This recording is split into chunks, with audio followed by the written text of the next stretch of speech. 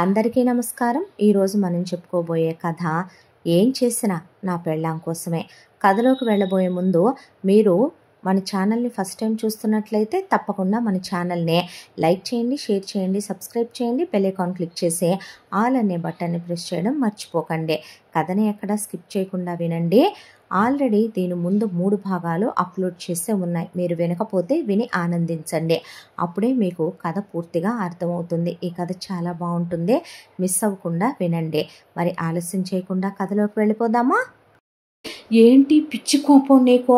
నాకు కాదే కోపం, నీకే సైకోయిజం, నీకే శాడిజం. నేను నిన్ను ప్రేమిస్తున్నానని, నీకోసమే నేను ఏదైనా చేస్తున్నానని తెలుసు నీకు.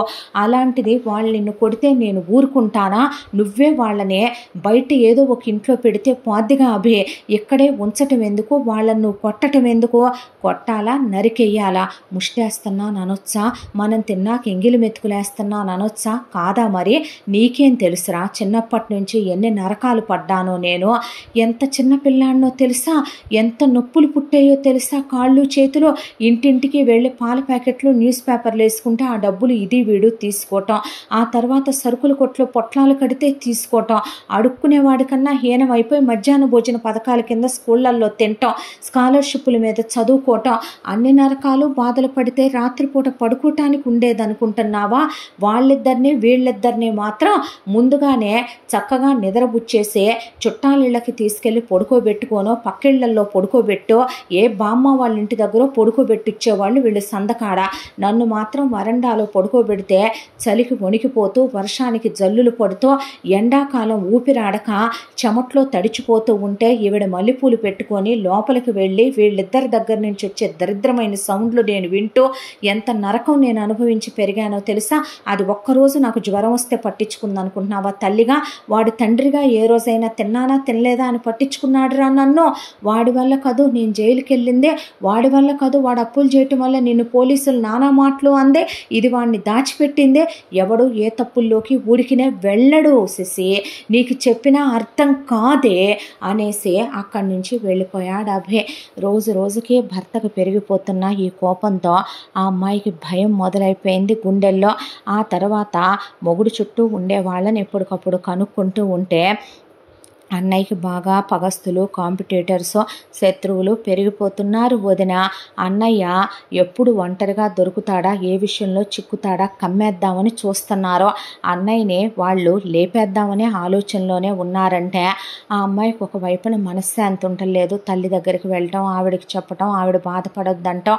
ఆ అమ్మాయి ఆలోచనల్లో ఆ అమ్మాయి ఏదో ఇక ఆ అమ్మాయి గురించి, వాళ్ళ జీవితం గురించే కొన్ని నిర్ణయాలు తీసుకోవటంలో మునిగిపోయింది శశి. ఇలా రోజులు గడిచిపోతూ ఉండగా ఒక రోజున ఇక పెళ్లి చేసేసి పంపించేస్తే పోద్దంటావయ్యా చెల్లెళ్ళని అనే అమ్మ నాన్న వచ్చి అభి కాళ్ళ దగ్గర కూర్చున్నారు.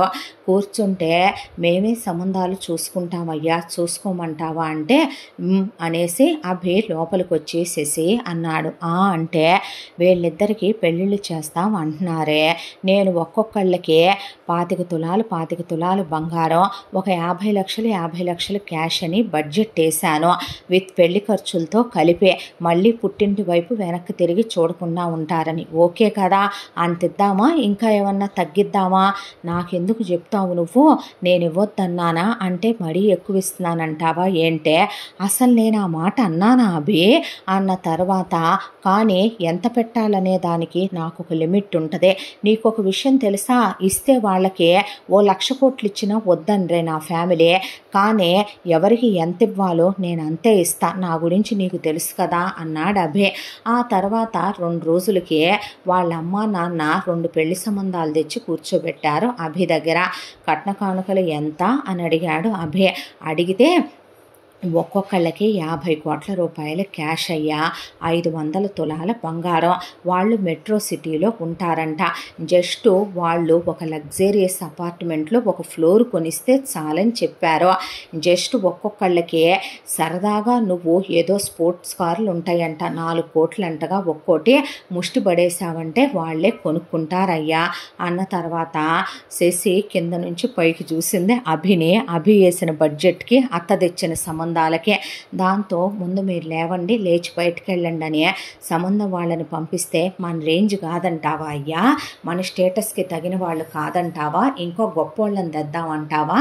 పోనీ అదేదో జైపూర్ రాజో నేపాల్ రాజో అంటారు కదా, వాళ్ళ కొడుకుల్ని తెద్దామంటావా? ఎందుకు యక్షులు, కిన్నెరులు, కింపురుషులు, గంధర్వుల్ని తీసుకురాపోయావా అనేపాటికి శశికి నవ్వొచ్చి నోటికి చున్నీ అడ్డం పెట్టుకొని అటు తిరిగేపాటికి చానాళ్ళ తర్వాత పెళ్ళాం నవ్విందని దొంగ చూపులు చూశాడు పెళ్ళాం వైపు. ఈలోపే ఆ అమ్మాయి కోపంగా మొహం పెట్టేసరికి చందమామ వచ్చే నవ్వు ఆపేసుకుంటే చందమామకి అమావాస్య కమ్మేసినట్టుంటుంది అన్న తర్వాత, నేను నీ కూతుళ్ళ పెళ్ళిళ్ళకి వేసిన బడ్జెట్ 25 తులాల బంగారం, 50 లక్షల క్యాష్ విత్ పెళ్లి ఖర్చులతో ఏంటి అనేసరికి, ఒకప్పుడు నీ మొగుడు సంపాదించే 10,000 నేనిచ్చే 10,000తో జీవితం మొదలుపెట్టిన దానివి నువ్వు. ఏదో 4 రూపాయలు వస్తున్నాయి కదా అని చెప్పి నేను పైనుంచి ఆకాశ గంగాభిషేకం చేసినట్టు ధనాభిషేకం నీ మీద చెయ్యంలే కానీ ఉసిరిగాయల వర్షం కనకధారలో లక్ష్మీదేవి కురిపించిందంట, నేను కాదు కురిపించిందే. వినపడిందా? ఆ రోజున నువ్వు ఒక మాట అన్నావే, సంవత్సరానికి 60 లక్షల్లో 15 లక్షలు నీ చెల్లెళ్ళకి ఇస్తే ఏ పోస్ట్ మ్యాన్నో ఎవడో ఒకరిని చేసుకొని వెళ్ళిపోతారని. ఇప్పుడు 50 వేసా ఒక్కో దాని బడ్జెట్కే.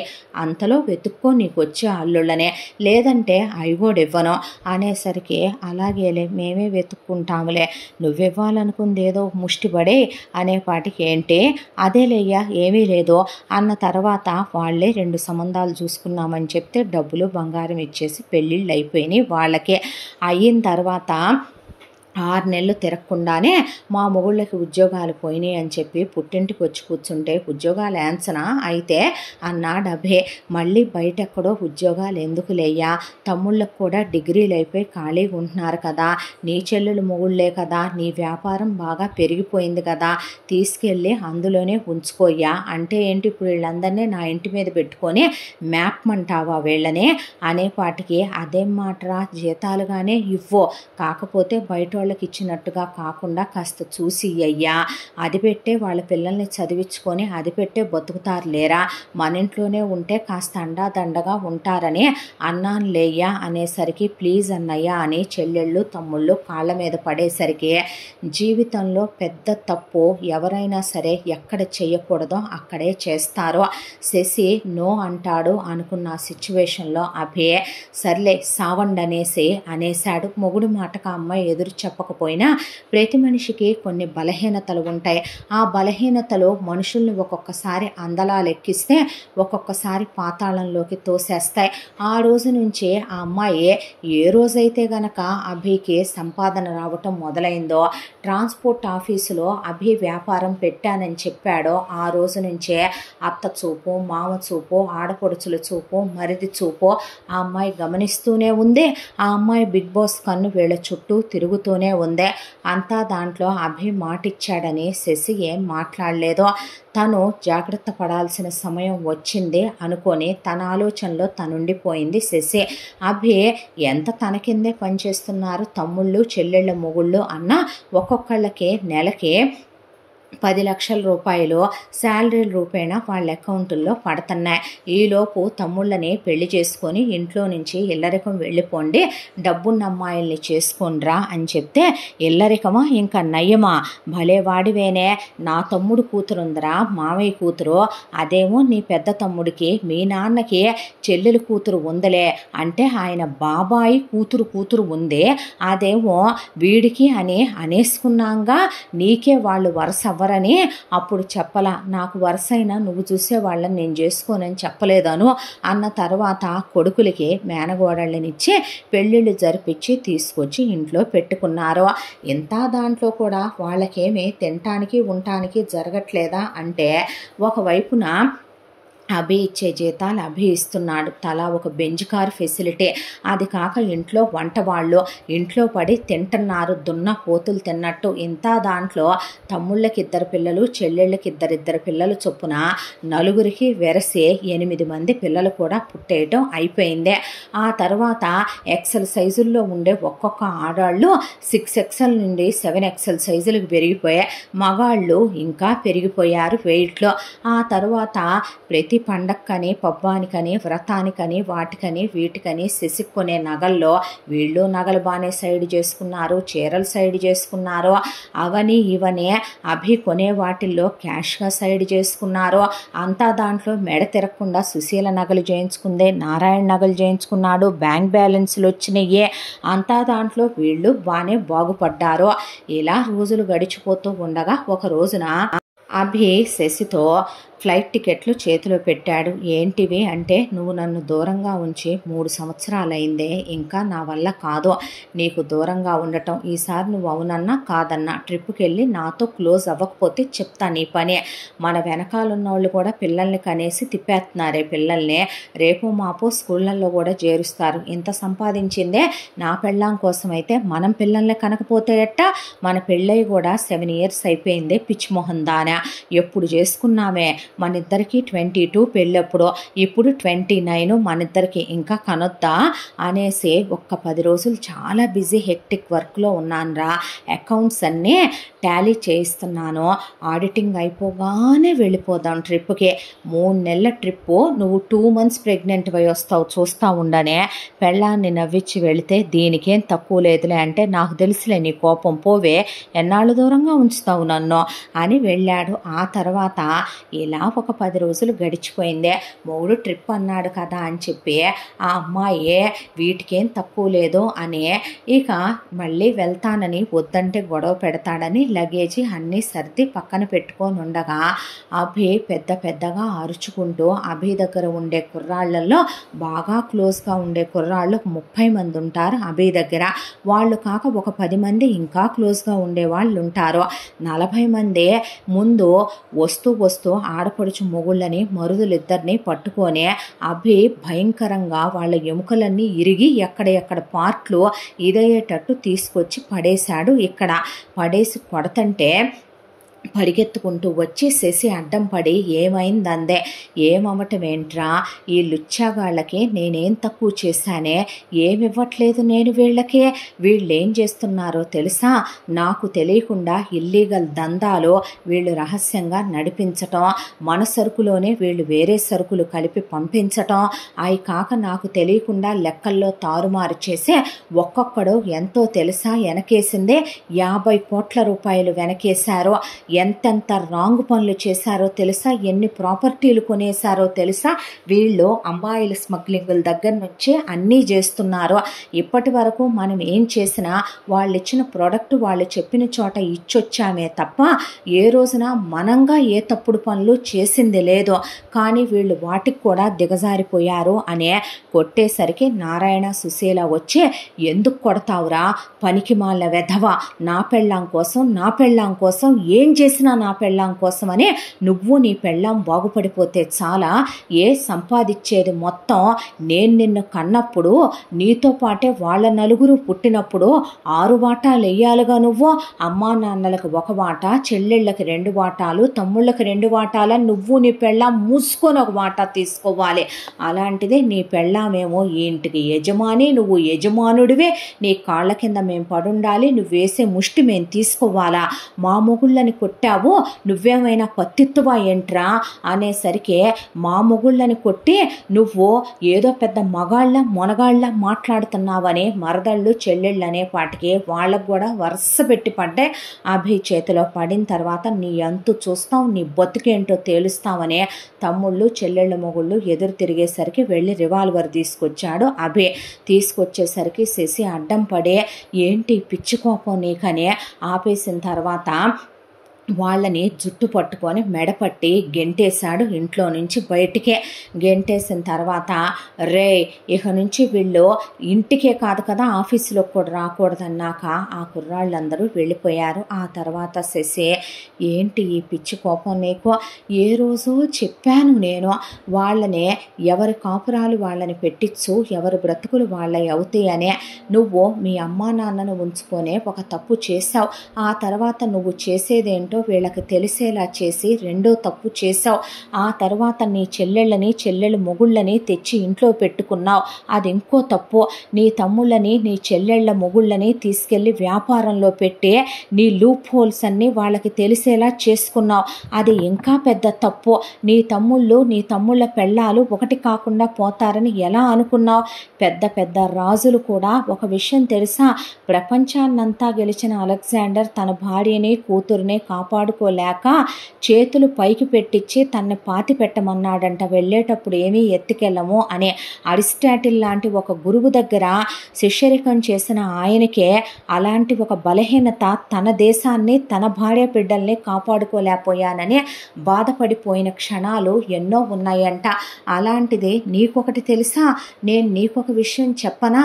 నువ్వు ఆవేశంలో ఏం చేస్తున్నావో నీకే తెలియట్లేదు. నీకు నేను ఒక విషయం చెప్తాను. అన్నిటికన్నా ప్రేమ చాలా గొప్పది అభే. ఆ ప్రేమ మనిషిని గెలిపిస్తుంది. ఆ ప్రేమ మనిషిని గెలుపు వైపు నడిపిస్తుంది. ఆ ప్రేమ ఎలాంటిదో తెలుసా? నీకు ఒక రోజున ఖచ్చితంగా తెలుస్తుంది. కుంతి పవిత్రమైన ప్రేమే పాండవుల్ని గెలిచేలా చేసిందే. ద్రౌపది ప్రేమే పాండవులు యుద్ధం చేసిందాకా తీసుకువెళ్ళే ఆ ప్రేమే న్యాయం వైపు మన భరత ఖండాన్నే నిలబెట్టిందే. అదే ప్రేమ గాంధారి భర్తకు కూడా ఉంది. కానీ ఆ ప్రేమ కౌరవుల్ని పతనానికి గురి చేసిందే. మనం ఎటువంటి ప్రేమలో ఉన్నామనేది మనం తెలుసుకోవాలి. మీ అమ్మా నాన్న, నీ కుటుంబం ఎలాంటిదనేది నువ్వు తెలుసుకోపోవటం నీలో లోపం కదో. నీకు తెలివితేటలు ఉన్నాయి అనుకోని నువ్వు ఎక్కడ రాంగ్ స్టెప్ వేయకూడదో. చాలా పెద్ద పెద్ద వాళ్ళు ఎవరి వల్ల నాశనం అయిపోయాం అనుకుంటారా పిచ్చోడా. కానీ వాళ్ళ కుటుంబాల వల్లే వాళ్ళు నాశనం అయిపోయిన వాళ్ళు చాలామంది ఉన్నారు తెలుసా? అమ్మల వల్ల, నాన్నల వల్ల, అక్కల వల్ల, చెల్లెళ్ళ వల్ల, అన్నల వల్ల, తమ్ముళ్ళ వల్ల వెన్నుపోట్లకు గురయ్యే ఎంతమంది పతనం అయిపోయారో నీకేం తెలుసురా పిచ్చోడా అన్న తర్వాత ఆ అమ్మాయి ఏమంట అందో కానీ నిజంగానే అభి ఫ్యామిలీ మొత్తం అభి మీద కక్ష కట్టారు, పగబట్టారు. అభిని నాశనం చేయాలని పూనుకున్నారు. ఆ అమ్మాయి అన్నట్టుగానే అభి వ్యాపారం గురించి, అభి బ్లాక్ మనీ గురించి, లూప్ హోల్స్ గురించి వాళ్ళకి తెలుసు కాబట్టి ఐటీ వాళ్ళకి ఇన్ఫర్మేషన్ ఇస్తే ఇన్కమ్ ట్యాక్స్ దాడులు జరిగినాయి అభి వాళ్ళ ఇంటి మీద. దాంతో అక్రమంగా సంపాదించింది మొత్తం ₹1 కూడా లేకుండా మొత్తం వీళ్ళనే అన్ని లెక్కలు చూసి కేసు కోర్టులో వేస్తున్నామని కోర్టులో వీటన్నిటికీ లెక్కలు చూపించి అప్పుడు ప్రాపర్టీ గురించి మాట్లాడుకోమని అన్నీ సీజ్ చేసి వీళ్ళని రోడ్డు మీద నుంచోబెట్టారు. దాంతో లీగల్గా కొన్న ఒక హౌస్ ఉంటే అప్పటికప్పుడు అందులోకి పెళ్ళాన్ని తీసుకొని క్యాబ్లో వెళ్లాల్సి వచ్చింది అభే. వెళ్ళిన తర్వాత ఇంకా ఆపే అభి నువ్వు ఇలాంటి అని శశి అంటే, లేదురా ఇది ఎవరు చేశారో ఎలా చేశారో నాకు బాగా తెలుసనే. తన చెల్లెళ్ళు తమ్ముడు పెళ్ళాలు అమ్మా నాన్న చేశారని అభికి అర్థమై లాయర్తో మాట్లాడుకుంటూ పోయిన దానికి 100 సంపాదించకపోతే నీ మొగుడు అభిమన్యుడే కాదనుకో, నేను పద్మవ్యూహంలోకి వెళుతున్నాను అనుకుంటున్నావు కదో, తిరిగి కూడా వస్తానే నేను అనేశాడు అభే. ఆ అమ్మాయికి మాత్రం గుండెల్లో భయం మొదలైందే, అతి జాగ్రత్త మొదలైపోయింది శశిలో. అభి ఈ కోపంలో ఏమైపోతాడో అనే ఆ అమ్మాయి ఒకవైపున ఆలోచిస్తూ ఉండగానే కరెక్ట్గా 2వ రోజు కల్లా అభి ఎవరెవరితో అయితే స్మగ్లింగ్ దందాల్లో ఉన్నాడో, ఎవరెవరి దగ్గర నుంచి ఏ సరుకులు తీసుకున్నాడో, ఎంతెంత కమిషన్లు తీసుకున్నాడో, ఏ లారీల్లో అభి ఆ సరుకుని పంపిస్తాడో అవి మొత్తం కూడా టీవీలో లైవ్ టెలికాస్ట్ అవుతూ వచ్చేసాయి. వచ్చేపాటికి అభి చేసి న్యూస్ చూస్తున్న వాళ్ళల్లా నిర్ఘాంతపోయేపాటికి అభి కోపంతో రగిలిపోతుంటే శశి ఇది ఎక్కడి దాకా వెళ్ళొద్దో వీటి పరిణామం అనే ఆ అమ్మాయి టెన్షన్ పడిపోతూ ఇప్పుడు ఏం చేయబోతున్నావు అభి అనేసరికి, నువ్వు కంగారు పడకు, నువ్వు టెన్షన్ పడకు, నేను ఇప్పుడే వస్తాను అని అభి బయటికి వెళ్ళేసరికి శశి 1 నిమిషం అని పరిగెత్తుకుంటూ వచ్చి అభికి ఈ కారులో వెళ్ళు అనేసరికి సరేనని పెళ్ళాం ఇచ్చిన కారు తాళాలు తీసుకొని అభి బయలుదేరి వెళుతూ ఉండగా చాలా పెద్ద యాక్సిడెంట్ అయిందనే అభికి కాల్ వచ్చింది శశికి. శశి పరిగెత్తుకుంటూ భర్తకి ఏమైందోనని పరిగెడుతూ వెళ్ళింది. ఆ తరువాత తిరిగి ఇప్పుడు విదేశంలో కూర్చొని శశిరేఖ కాఫీ తాగుతూ ఉండగా వెనక నుంచి వచ్చే భుజం మీద చెయ్యేసి అభి వెళదామా అన్నాడు ఇంటికి. అనేసరికి వెళదాం అనే ఒక్కసారే గతంలో నుంచి బయటకు వచ్చి అభి చేయి పట్టుకొని తీసుకెళ్ళి కారెక్కిచ్చే ఇంటి దగ్గర దింపాడు శశిని. దింపిన తర్వాత లోపలికి వెళ్ళేసరికి వచ్చారా అయ్యా అని శశి వాళ్ళ అమ్మ అభిని శశిని పలకరిస్తే వచ్చామత్తమ్మ అంటే మీకోసం ఇష్టమని ఇవి చేశాననేసరికి స్నానం చేసి వస్తానత్తయ్య అనే అభి వాష్రూమ్లోకి వెళ్ళిన తర్వాత శశి కూర్చుంటే ఇవి చేశానమ్మా తినవే అంటే తను వచ్చాక ఇద్దరం కలిసి తింటామంటే ఈ జ్యూస్ అన్నా తాగవే కడుపుతో ఉన్న పిల్లవే అని ఆవిడ జ్యూస్ గ్లాస్ చేతిలో పెట్టి 5వ నెల రానే వచ్చేసిందే. సీమంతానికి ఏర్పాట్లు చేసుకోవాలి, దేవుడి దగ్గర దీపం పెట్టుకుంటానే, అబ్బాయి వచ్చాక పిలువమ్మా అని ఆవిడ లోపలికి వెళ్ళిపోయాక జ్యూస్ తాగుతూ అలా బయట ఉన్న గార్డెన్లో మొక్కల వైపు చూసుకుంటూ శశి మళ్ళీ అభికి యాక్సిడెంట్ అయిన దగ్గరికి వెళ్ళి ఆగింది ఆమె గతంలో.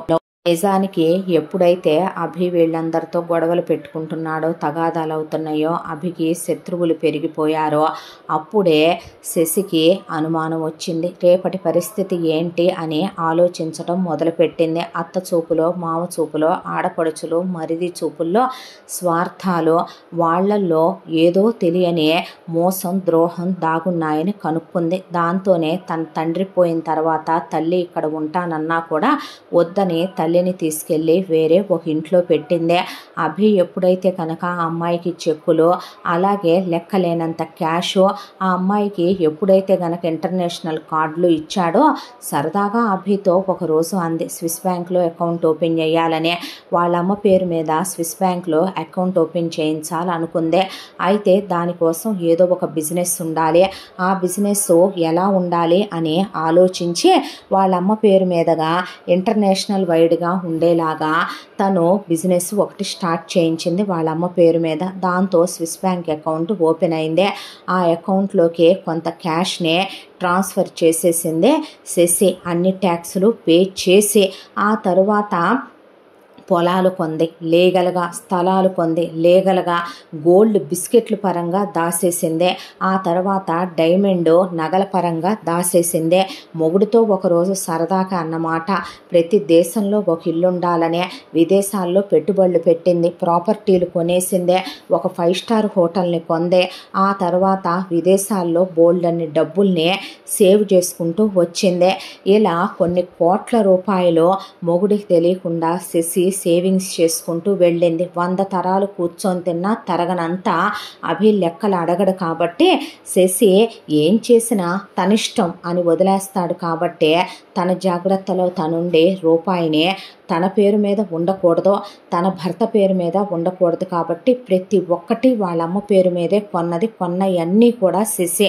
కాబట్టి ఈ విషయాలు బయటకి తెలియనివ్వకుండా వాళ్ళమ్మని వేరే ఉంచి వాళ్ళమ్మని కలిసి వాళ్ళమ్మని సంప్రదించి వస్తూ ఆల్రెడీ వేరే డూప్లికేట్ పాస్పోర్ట్లు కొన్ని దేశాలకు వెళ్ళటానికి వాళ్ళమ్మకి తనకి అభికనే చేయించే పెట్టుంచింది. ఎప్పుడో కూడాను అన్ని జాగ్రత్తలు, అన్ని ప్రూఫ్లు, అన్ని తెలివితేటలతో ఉండటం తర్వాత అభి దగ్గర ఉండేటటువంటి కుర్రాళ్లలో 10 మంది బాగా డీప్ క్లోజ్గా ఉండే వాళ్ళని అభిని ఎప్పటికప్పుడు గమనిస్తూ ఉండమనేసరికి ఆ రోజు అభి అంత హడావిడిలో అంత గొడవ పడుతూ ఒకవైపున మార్నింగే న్యూస్లో తన చెల్లెలు భర్తలు తమ్ముళ్ళు ఫ్యామిలీ ఇలా చేశారని తెలిసి ఆవేశంగా వెళుతూ ఉండగా శశి ఆల్రెడీ తనంతకు ముందే తెప్పించినటువంటి అన్ని ఫెసిలిటీస్ ఉన్నటువంటి అన్ని జాగ్రత్తలు ఉన్నటువంటి ఒక కారు మొగుడి కోసం రెడీ చేయించి ఉంచి ఆ కారు మీద ఉన్నటువంటి కవర్ తీసేసి ఆ కారు తాళాలు ఇచ్చింది మొగుడికే.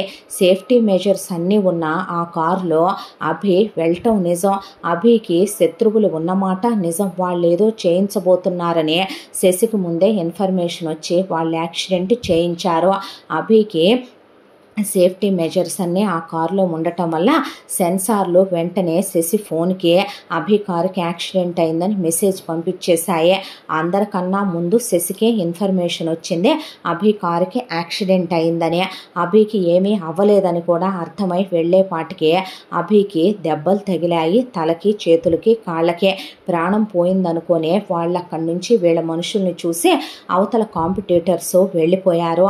ఆ తర్వాత శశి అభిని ముందు బయటికి తీయించి కార్ని బ్లాస్ట్ చేసేమందే.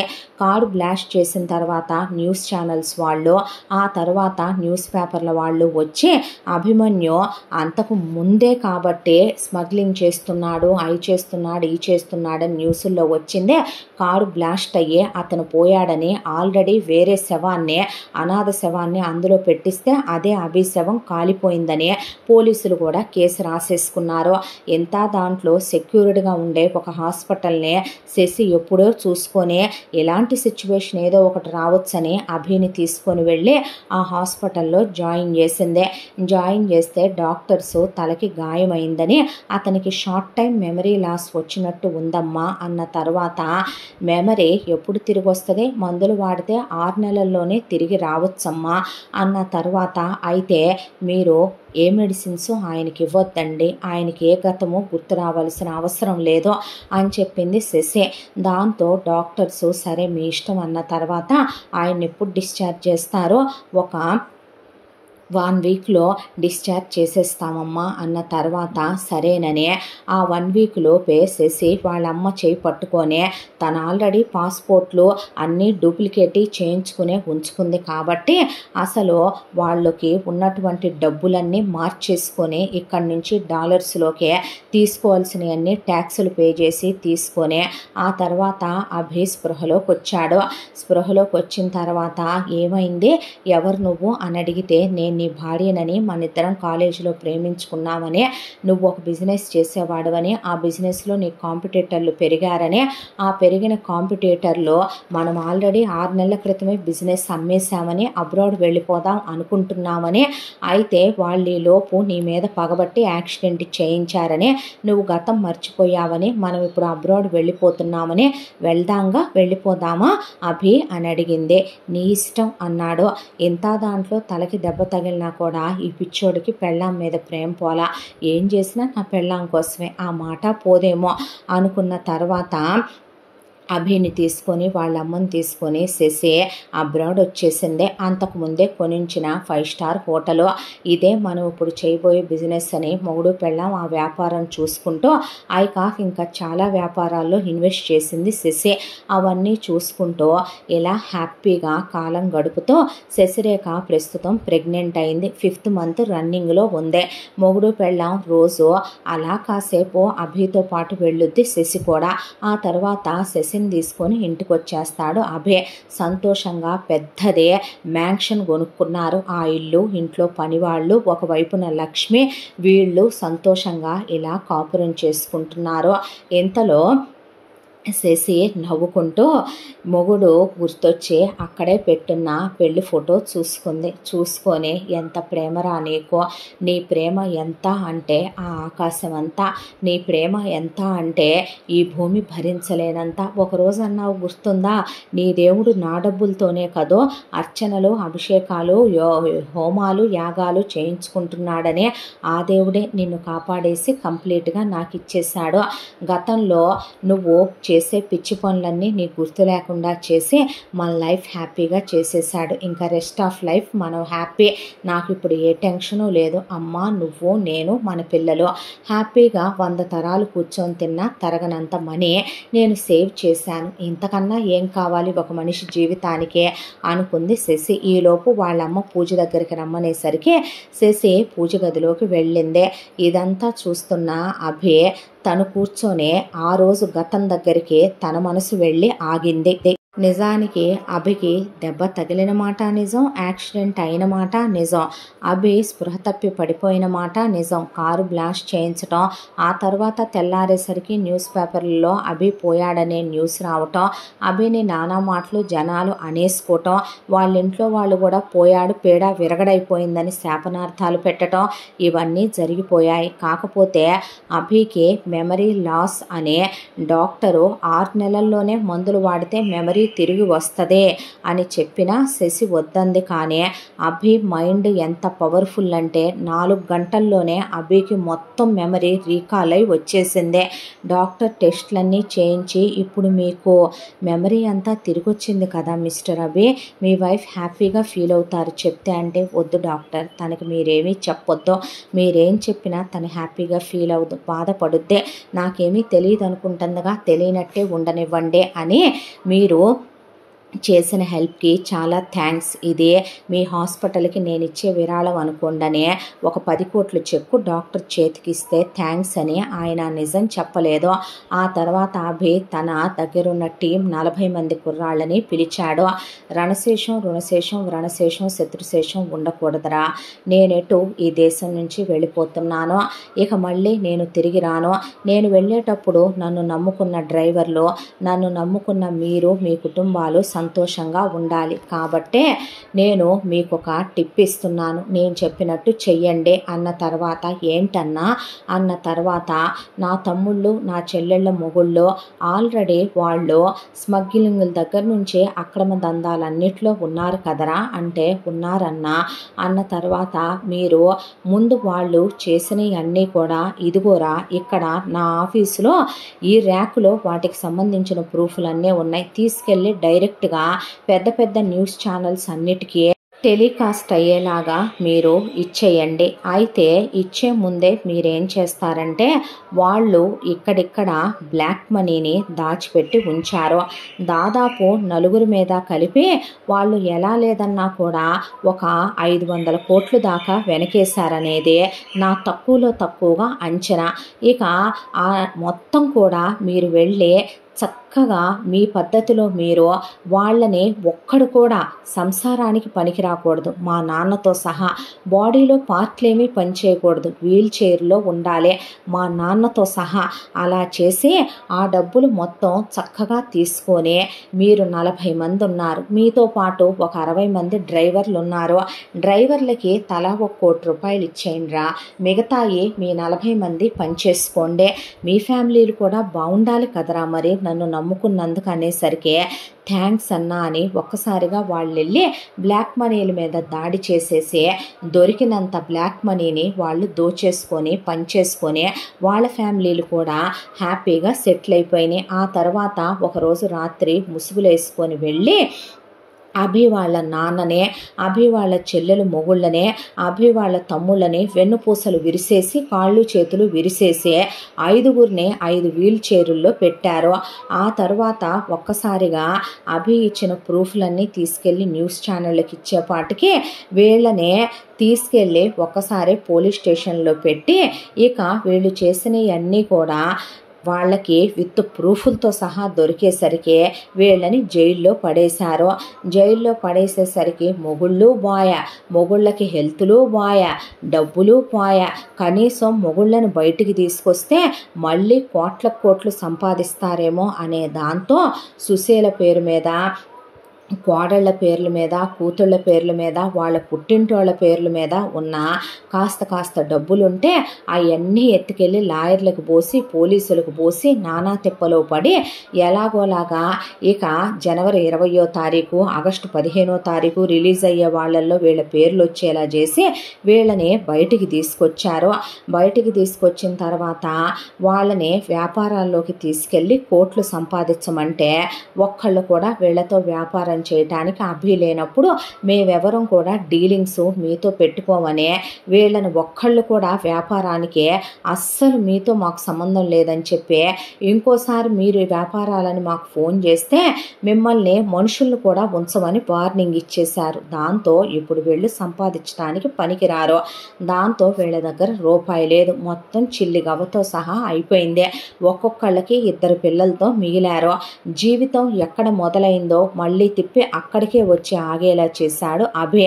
దాంతో సుశీల రోడ్డు మీద పొయ్యి పెట్టుకొని గుంత పొంగనాలు, పునుగులు, 2 రూపాయలట్లు, రూపాయికి 2 ఇడ్లీలు అమ్ముకుంటూ తనకి తన మొగుడికి వికలాంగ పెన్షను, వృద్ధాప్య పెన్షన్లు రాయించుకొని జీవితం గడుపుతూ, ఒకవైపున 2 కూతుళ్ళు డిగ్రీలు చదివారు కాబట్టి ఉద్యోగాలకు వెళ్ళి ఆ తర్వాత స్కూల్ టీచర్లుగా పనిచేస్తూ సాయంకాలం ట్యూషన్లు చెప్పుకుంటూ మొగుళ్ళని పిల్లల్ని బతికించుకుంటూ కూతుళ్ళు, కోడళ్ళు 10th క్లాసులకు మించి అది కూడా చదవలేదు కాబట్టి ఒక చోట ఒక కోడలేమో చెప్పులకి స్టిక్కర్లు వేసే ఉద్యోగానికి, ఒక కోడలు ఒక చోటేమో ఇక ఒక హోటల్లో ఊడిసే ఉద్యోగానికి చేరి వచ్చే డబ్బులు సరిపోక ఆ తర్వాత ఇహ మెల్లగా అక్కడికి వచ్చే మగాళ్లతో వీళ్ళు కూడా ఒక వ్యభిచారుల్లాగా వెళ్ళి వ్యభిచారాలు చేస్తూ రోజుకు 500, 1000 రూపాయలు తెచ్చుకుంటూ వాటితో సంసారాలు పోషించుకుంటూ ఇలా అయ్యారనే విషయం తెలుసుకొని అభి మనసు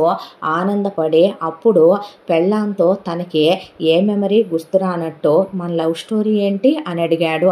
అడిగితే ఆ లవ్ స్టోరీ కూడా పెళ్ళాం నువ్వు నేను కాలేజీలో చదువుకునే వాళ్ళం, నువ్వు నన్ను లవ్ చేశావు, నేనంటే నీకు చాలా ఇష్టమని మొత్తం మార్చి చెప్పింది. నాకెవరూ లేరా అంటే లేరు, నువ్వు అనాథవే, మరి నీకు నాకు అమ్మ తప్ప ఎవరూ లేరు అని చెప్పి అక్కడి నుంచి ఆ అబ్బాయిని ఫారెన్ తీసుకొచ్చేసింది. అంతా దాంట్లో అభి తలుచుకుంటే మళ్ళీ నాకంతా గుర్తొచ్చింది అని చెప్పి వెనకటి జీవితంలోకి వెళ్ళొచ్చు. తిరిగి మళ్ళీ తను ఇంతకి 100 రెట్లు సంపాదించవచ్చు. కానీ ఎప్పుడైతే తన దందాలోకి దిగాడో భార్య తన్ని దూరం పెట్టేసిందే. ప్రతి క్షణం తనకేమవుద్దా అనే టెన్షన్తో భార్యకి మనశ్శాంతి లేదు. ప్రతి క్షణం దిగులు, టెన్షను. దేవుళ్ళని మొక్కుకొని మొక్కులు లేవు.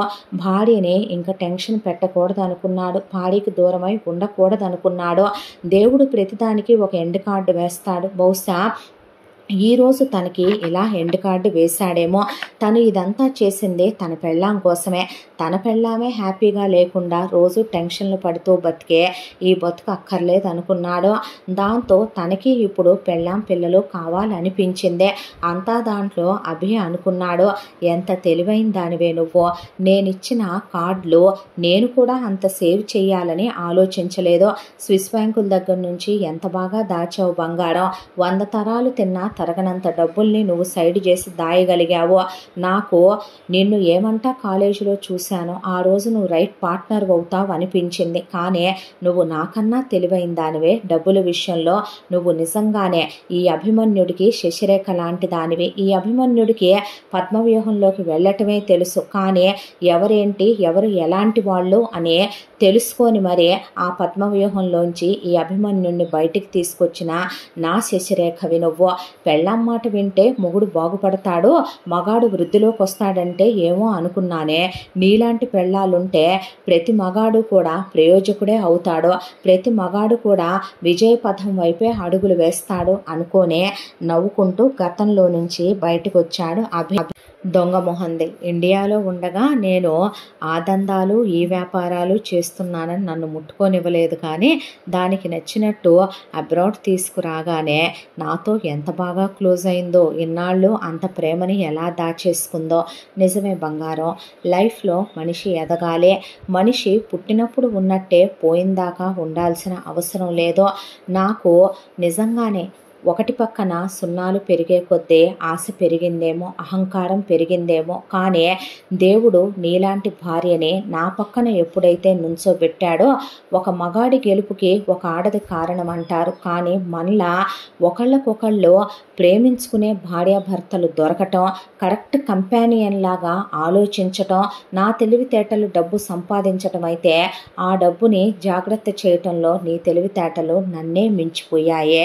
నువ్వు హ్యాపీగా ఉండాలనుకున్నావు. నా వాళ్ళ గురించి నేను తెలుసుకోలేనంత లోతైన వాళ్ళ బుద్ధులు నువ్వు తెలుసుకోగలిగావు. కాకపోతే ఒకటి బంగారం, నిన్ను అన్నదనే మీ అక్కని తీసుకెళ్ళి మీ బావ ఉద్యోగం ఊడగొట్టించే దాన్ని పల్లెటూరులో తొక్కేయించాను.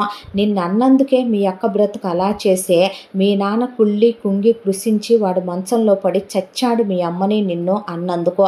నీతో తప్పుగా ప్రవర్తించినందుకు బంగారం ఎవరికీ చెప్పలేదు, కానీ మీ బావ నీతో మిస్బిహేవ్ చేసినందుకు వాడికి మగతనమే లేకుండా చేసేసాను. నా తమ్ముళ్ళు నా చెల్లెళ్ళైనా మా అమ్మ నాన్న అయినా సరే, నేను పోతే ఆ తర్వాత నిన్ను వాళ్ళు పతనం చేద్దాం అనుకున్నారు. ఆ ఆలోచన వాళ్ళకి రాకూడదు కదరా. అందుకే నా తమ్ముళ్ళని ఆలోచించలేదు, మా నాన్నని ఆలోచించలేదు.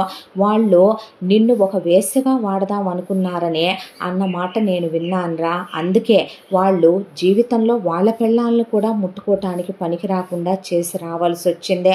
మొగుళ్ళని ఎంకరేజ్ చేసినందుకు వాళ్ళ పెళ్ళాల బ్రతుకులే వీధుల పాలైనే. తన దాకా రానంత వరకేరా.